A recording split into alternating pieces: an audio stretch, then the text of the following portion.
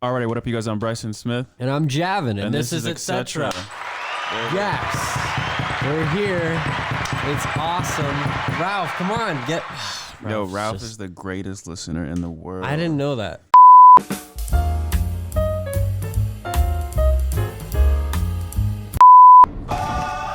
His older brother Aaron was a fuck up. He could tell his dad didn't like Aaron, didn't think he had guts or brains or half a fucking clue. And Nate agreed.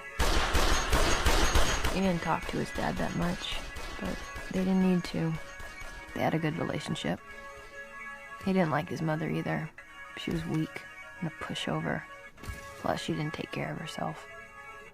He made a long mental checklist of the things he liked and disliked about women. He liked tennis skirts and jean cutoffs, but not the kind so short you could see the pockets. He liked ballet flats and heels. He hated sneakers and dress shoes, but was fine with sandals as long as they were worn with a fresh pedicure. He liked thigh gaps, hated cankles. He liked tan lines, long necks, slender shoulders. He liked good posture and fruit-scented body mist. He liked full lips and small noses. He liked chokers, but the lacy ones with flower cutouts or delicate patterns. He hated girls who sat like boys, talked like boys, acted like boys. But there was nothing on planet Earth he hated more than body hair. That's one of the first things he noticed about Maddie. She was basically hairless. He'd walk her home from school every day. This is episode 2 of A Casual Conversation. If you're new, definitely subscribe and support the channel. As me and Javin like to say, and Ralph sometimes, support the cult. Support the cult. Join the movement. Join the movement. Yeah, so we have this idea. We're going to go on a, 8 episode, plus another episode, a review of Euphoria, because on December 6th, they're having a special. So we're just going to go through the whole series and break down each episode until then. And today we got episode 2. Dose. Right. We're on episode 2. We just watched it. Fresh just got through watching it, so we're going to break this down to a science. And I want to start off by saying episode 2. So episode 2 goes more in depth on Nate's crazy ass. That's true. Yeah, we see that. Just how crazy he can get. He's toxic. Well, we saw in episode 1 that he was high school level bad, right? So he's like kind of like a psycho. Like a badass? I guess you could say that. Well, he definitely, he's definitely fit. He does kind of whatever he wants. He's an asshole in general. And he comes off as being an asshole in the first episode. Right. So the second episode, we see just how serious it is. He's crazy, man. Like how when he broke into, what's the name of that kid's house, and then he beat him up, and he was listening to, he took a shower in the dude's house that he beat up. Right. Which is crazy. If you want to dominate somebody, you beat them up, make them so scared that they can't move. Shower. I think he even took his clothes. He did. No, yeah, he did. When I first seen that scene, I thought that dude was a little bitch. Like, how could you just let someone break into your house, say things like, well, he was saying a whole bunch of nonsense because there was no proof of anything, saying like he had sex with a minor. Right. Even if he did, it's like, okay, but you can't even prove that. It would be it's definitely something that would be really difficult for him and something that he should be worried about. But to take a whole ass beating, yeah, he was, and then do absolutely nothing. He didn't even look like weak. Like, he didn't even look unfit. He probably could have done some damage. If that was me, you'd have had to kill me. Seriously, you would have had to take my life, because I would have. Or just run. I would have ran. Not me. You'd have just taken. I'm not scared of anything except God. That's fair. That guy is bigger than me, so I would probably just tried for the nuts and ran out, because fuck that guy. And I'm not. What could he really do to me that would be worth taking that beating? And it's not a couple years in jail because A, there's no evidence, and B, there's just a lot of nonsense to that scene. Not that it's a bad scene. I think it's really good and kind of a testament to... Well, it shows you how crazy he is, how crazy he can be. Yeah. But come on. Don't let that happen to you. Just don't let that happen. You get to see how much more how toxic his relationship is with Maddie. Like they have the most toxic relationship. The fact that Maddie slept with the dude in the pool and then is just lying about it. But I feel like he likes that though. Nate kind of likes that. Like their relationship is built off toxicity. Yeah. So it's like when you see stuff like that, it just kind of makes you like, it's like why? It's a big question mark to me. Mm-hmm. So craziness kind of was. That was like the theme of the episode 2. Even when Rue, when she took the fentanyl. Oh yeah. With Fez's drug dealer. Okay, so we said that was like the there was a guy. Delivery man. Okay, so yeah, we had funny a little bit aside. Whenever we have deliveries or people delivering food or packages, they always come right up because we're in a garage. They come right towards me, make eye contact with me, and I have to be like, just if you guys can imagine that. So imagine you guys see us like we're recording a video, right? But it's literally in a garage. So and our garage is open. So people, Javin and his family order things a lot. So they come right up to the studio. Right up. Yeah. As we're recording. They walk towards me and it's not real out here, you guys. It's not real. Completely unprofessional, but that's what we are. Well, that's we're not professionals by any capacity. Right. But that was the theme. Yeah, the fentanyl thing, which we thought was like the 4th episode, and it was not. We were way off on that one. Way off. Also, we're introduced to Ethan.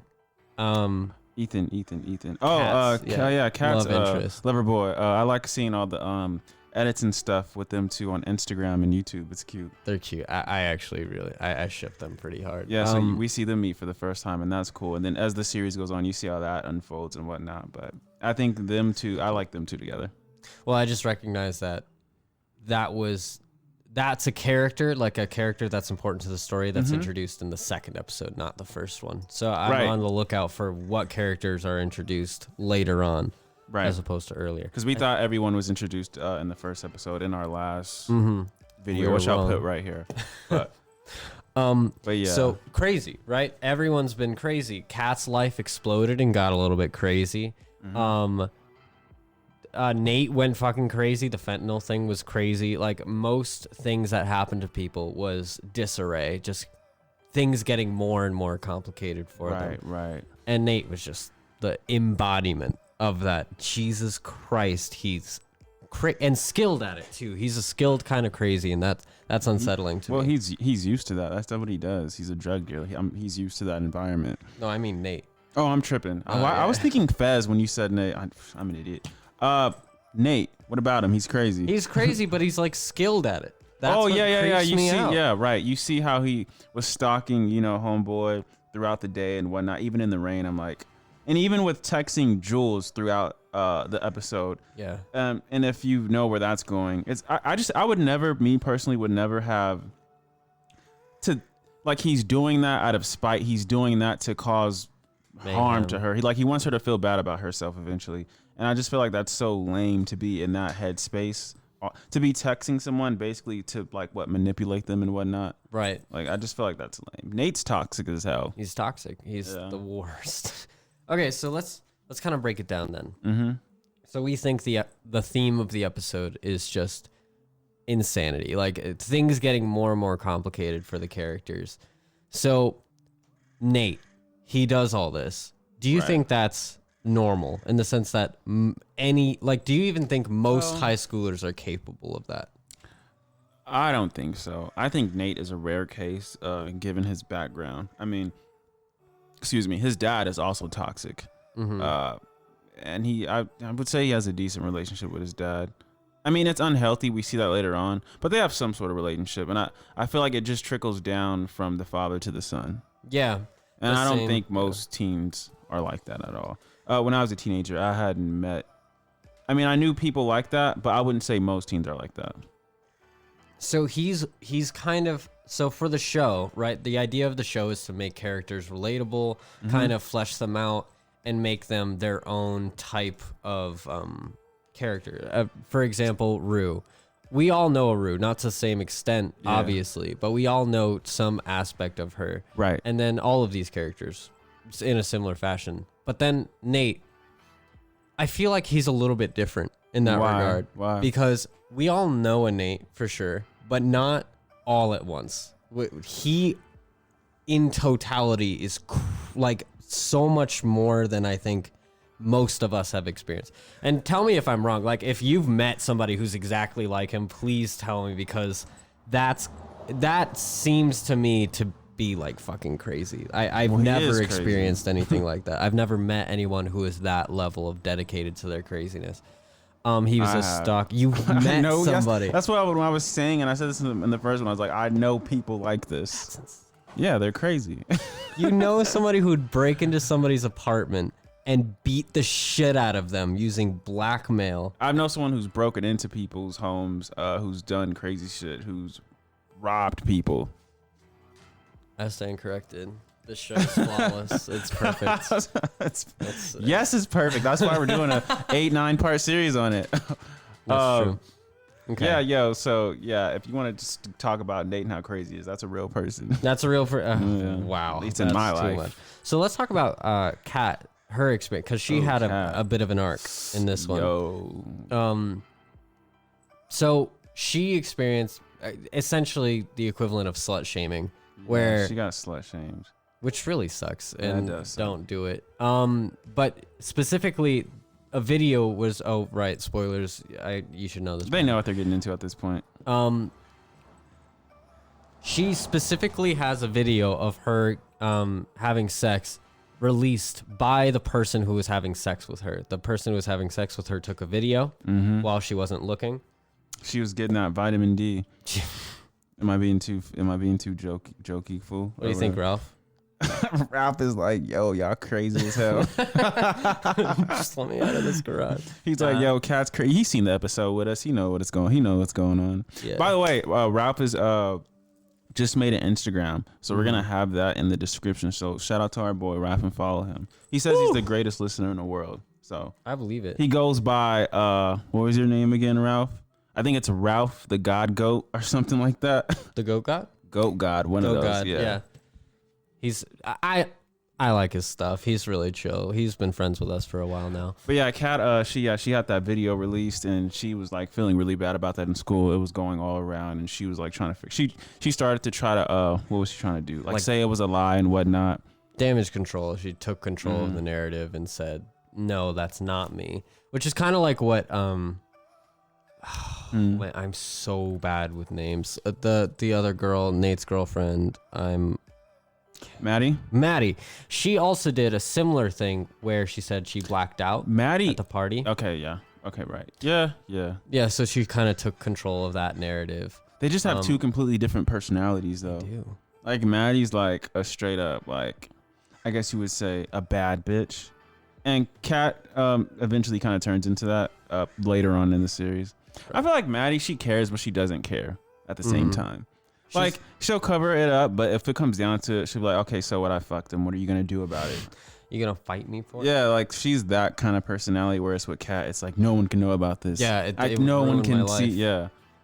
Well, but what's interesting is they both were victims of kind of a similar experience where they were I would disagree with that. No? Yeah, because Maddie wanted that. Well, no, you're right. They both wanted it.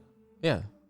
Yeah, no, you're right. I'm an idiot. Yeah. And they were both slut-shamed for different reasons. Obviously, Kat didn't want her life to be ruined.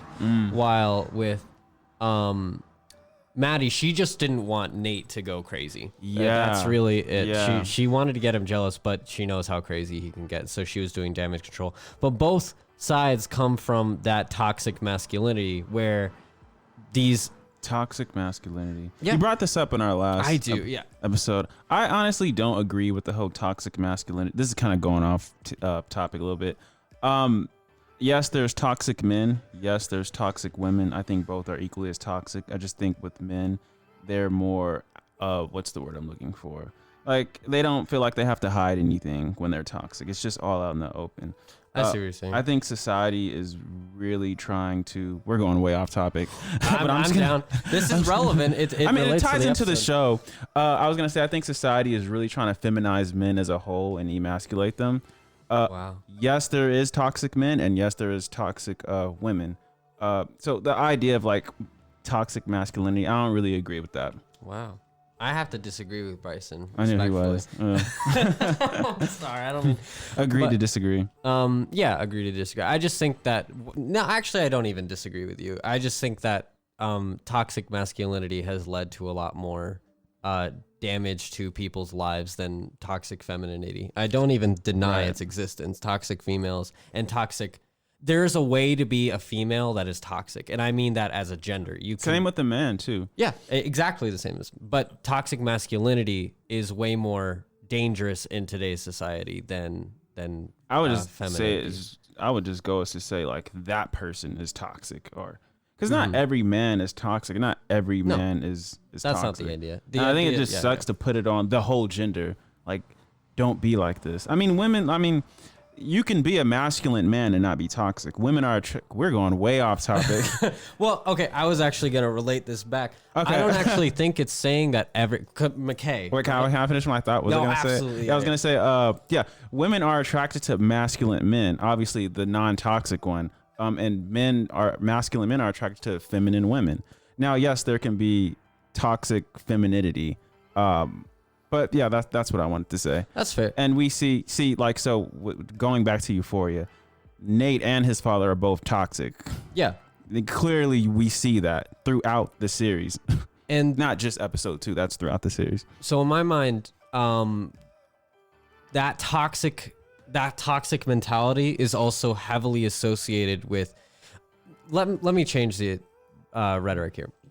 It's not that masculinity is toxic. It's that their toxic traits are highly associated with their idea of masculinity. So they think in order to be manly, they have to be angry. They have to be aggressive. That's not true. It's not true, but that's not true. their idea of it. While with McKay, he's actually an example of a relatively healthy person. He respects the woman he's with. He wants to have open conversation with her, but Nate's mentality, everyone else is like, no, you have to be this in order to be a man, is kind of fucking with his head. So that, I think, is what toxic masculinity is. It's not that the masculinity itself is toxic. It's that the wrong ideas. The wrong ideas. And okay, that, I agree with that. Yeah. And this is A perfect example. explicitly shown with Nate's idea that in order to be masculine, you have to be with a girl. And that's why he's afraid that he's gay. He won't even admit it. He can't. And then his dad is openly gay but not openly gay, but he's definitely gay and he knows it, but he still hides it from the rest of the world because he doesn't believe that he'll be accepted or that society will accept him. More than that, he can't accept himself if that were true. Yeah. And that's literally toxic masculinity. His idea of masculinity is also related with how toxic he is. And this leads Nate to do crazy fucking things. Oh my God, how crazy he gets. Nate is crazy. So crazy. Nate is crazy, huh, Ralph? Yeah, dude. Ralph, his bones were shaking when he saw those parts. Yeah, he got triggered. So and we also get to see in this episode the first time Rue does, what was it, Oxy at 13 when she was taking care of her dad, which is kind of crazy. It's like, she's doing this heavy medicinal drug at the age of 13. Like, imagine the effect that must have on a 13-year-old. Well, we see, I mean, obviously she grows up to become this drug addict, but it's like, damn. Yeah, it really fucks with your perspective on things, especially since she did it. It was a prescribed drug for her father. Right. So she knew that it was helping her dad, and that kind of fucks up. Not to anyone who needs to take it, I'm not judging or anything like that, but I am saying that her idea that this drug was helpful to her father for a physical disease, right, and then her using it to kind of treat her mental disease, that has an effect on that has an effect on you, no doubt, especially at such a young age. I feel like that was sort of like the start of her mental disease. I think prior to that, she probably wasn't even that out there.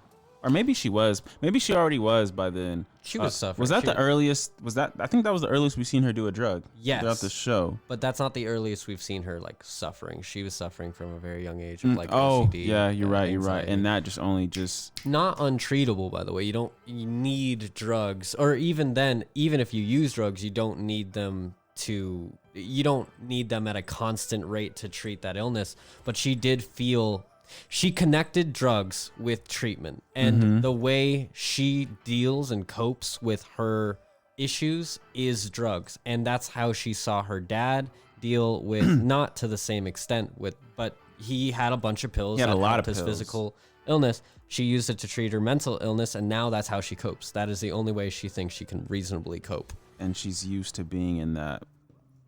Okay, so like when she took the fentanyl with Fez's drug dealer, and Crazy when scene. she was like passed out on the couch, and she was laying next to Fez, and she was like, "I'm so happy." Mm-hmm. Like And she said the same thing when she took those psychedelics with Jules. yeah, she likes being in that place of like you're just so high and out of it to where you're just like not even in reality. You're just in a whole nother. Like I wouldn't be out there. surprised if Rue started taking like DMT or something. Yeah, absolutely. And she just wants to escape. But okay, here's another layer to it though. Let's hear it. And this is now where I'm getting into like the real like out there speculation. Let's go to the out there Thank you so- speculation. Thank you so much. No, I just so in my mind, isn't it weird that she has that tendency, right? She has those urges to escape, but yet she doesn't do any harder drugs. She's doing pretty hard drugs. Pretty hard drugs, but she hasn't done like heroin or she's not snorting meth. She's doing kind of party drugs like psychedelics, cocaine.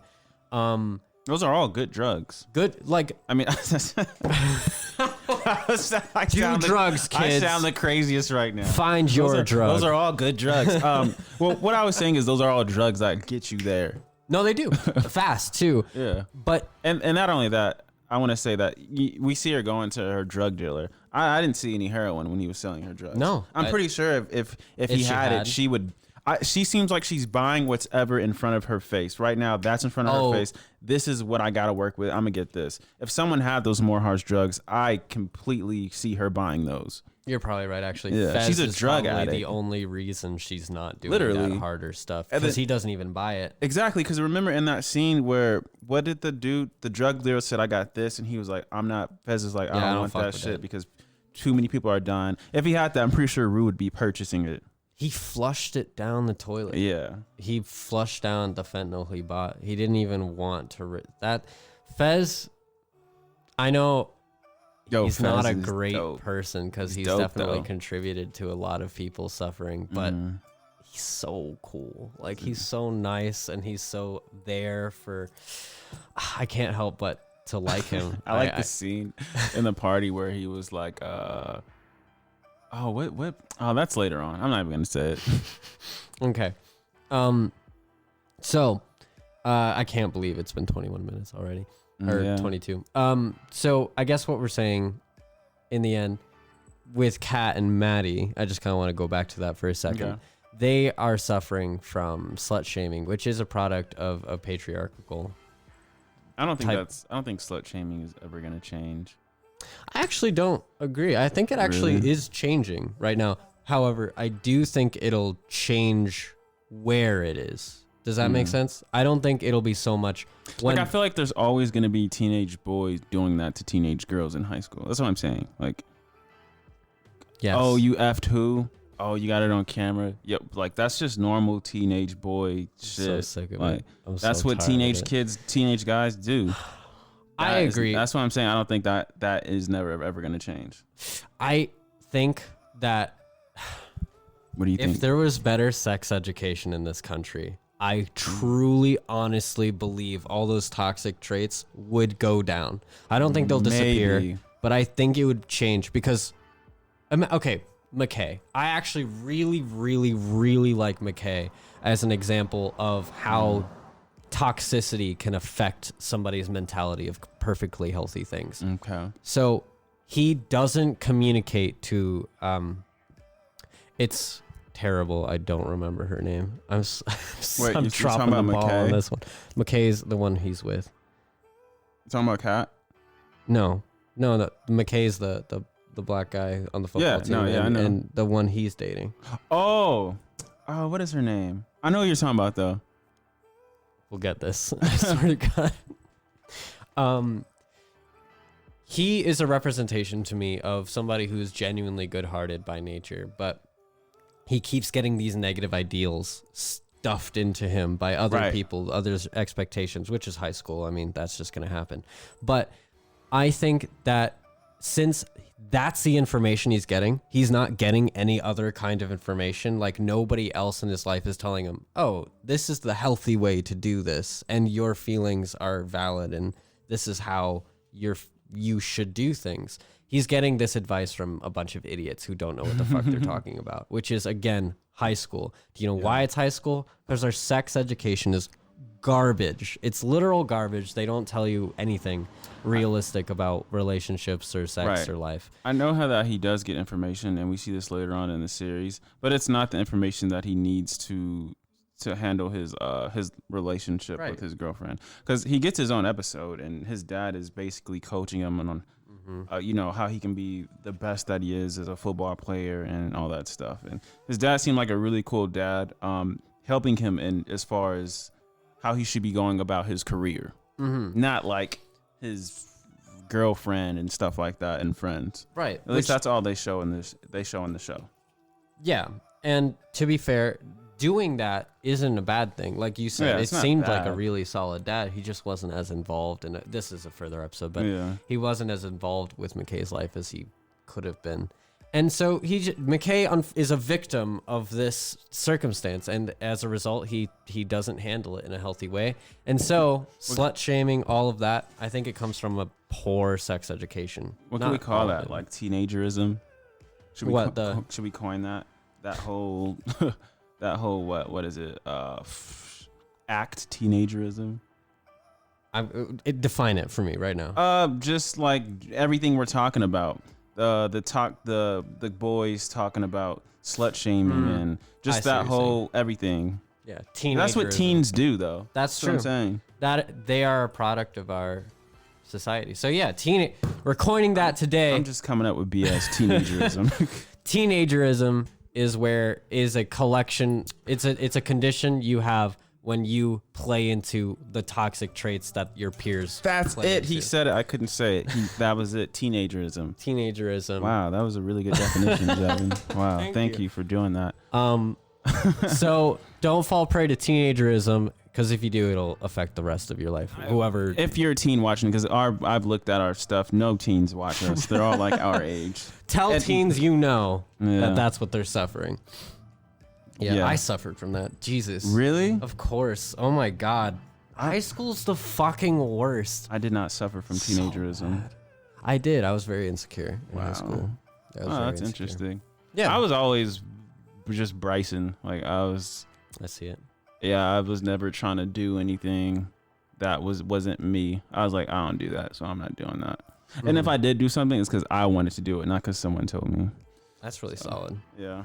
But oh wow, that's amazing. Thank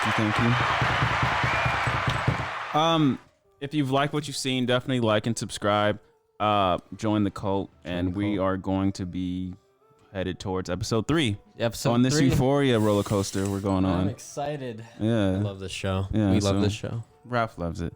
Again, follow us on all of our social medias: Twitter, Instagram. We got the link tree in the description. Definitely check out Ralph. He'll be uploading content on Instagram and making a TikTok just like us. He'll probably be on a few of our TikToks because we're cool ass friends. And we will be seeing you guys next time. See you next time.